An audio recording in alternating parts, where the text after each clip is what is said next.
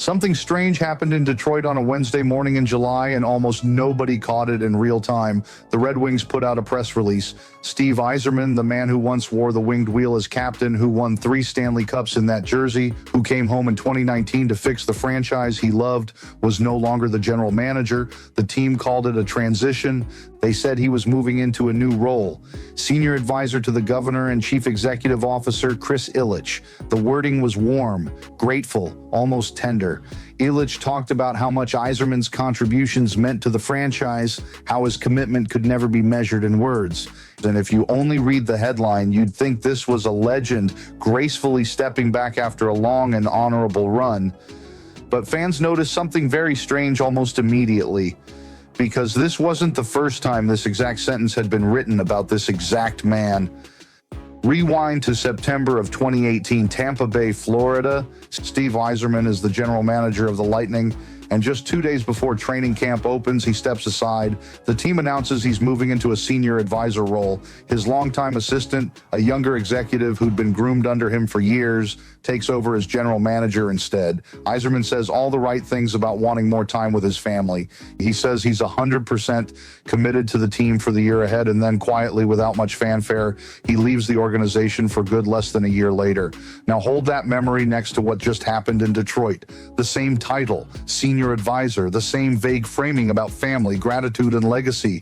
The same abrupt timing, a sudden Wednesday announcement instead of a planned off-season transition. It is almost word for word the same corporate script 6 years and a different franchise later. That's the strange part. Fans are circling online right now. Not that Yzerman got moved out of a GM chair. Executives get replaced all the time. The strange part is that this looks like a pattern he's lived through before, and the pattern always ends the same way. Senior advisor is rarely a promotion. In sports front offices, it is very often the graceful word teams use instead of the ugly one. So let's talk about why Detroit actually pulled the trigger, because the press release conveniently leaves that part out. Yzerman took over the Red Wings in April of 2019 with a mandate to rebuild a proud franchise that had quietly been sinking for years. Detroit had missed the playoffs since 2016, and that number at the time felt embarrassing enough on its own. Fans were told to be patient. There was a plan. Draft well, develop young talent, build through the pipeline the way Yzerman had built championship rosters in Tampa. And for a while, people believed it. Prospects like Moritz Seider and Lucas Raymond looked like real building blocks. The vibes, as fans like to say, were good. But 7 years is a long runway for a plan that keeps missing its own targets.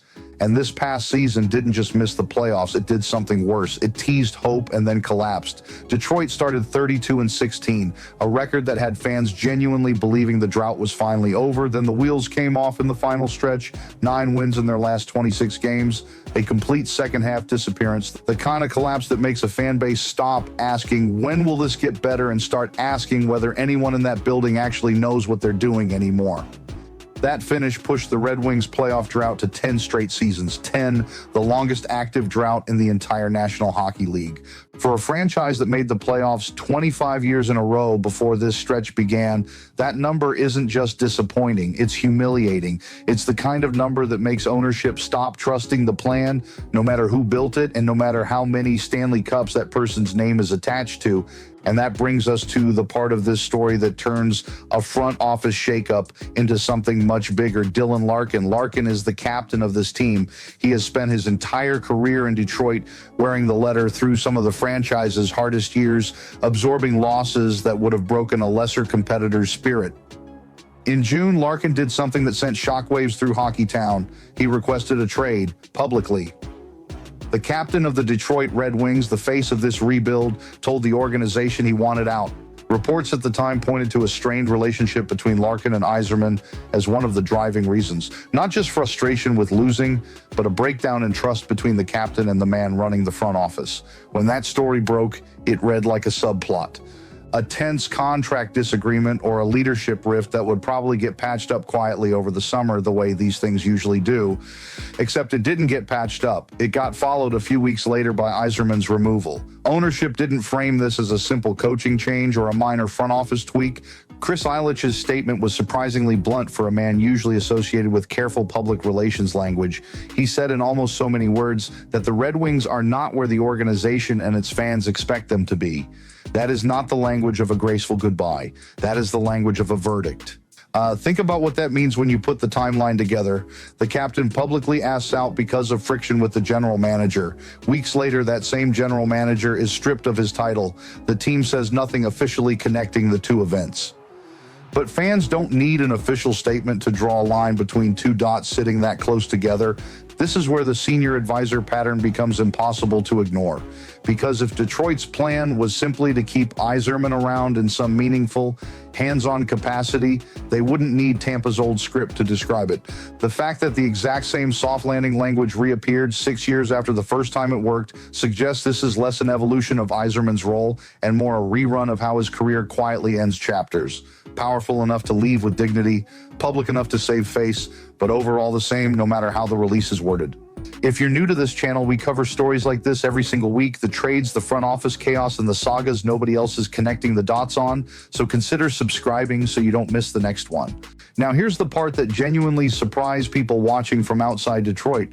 When the news broke, the reaction from Red Wings fans wasn't outrage, it wasn't grief.